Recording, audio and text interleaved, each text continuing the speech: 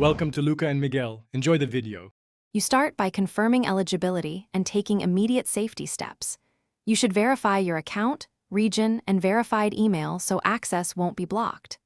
Once done, back up current data and export settings to avoid loss. This protects you if the beta misbehaves. Make sure two-factor authentication is enabled, and then accept the beta terms in your account preferences. This grants permission for pre-release installs and crash reporting, which the vendor requires to process your enrollment. Next, request access using the official enrollment form or an invite link provided by the developer. After approval, download the pre-release installer or opt in inside the app's update channel. This ensures the beta replaces the correct build. During installation, follow the checklist. Confirm system requirements, install any prerequisite drivers or runtimes, and free required disk space so the installer won't fail. Also note version tags and channel names. This helps you revert or track specific builds later if needed.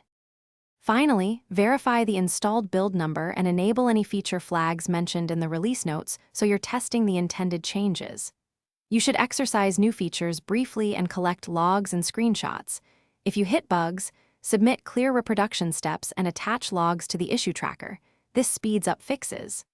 If instability disrupts work, follow your rollback plan, restore from backup, or switch back to the stable channel. One key tip: keep a copy of installer and logs until issues resolve. Thanks for watching and please subscribe. It's the best investment you'll ever make.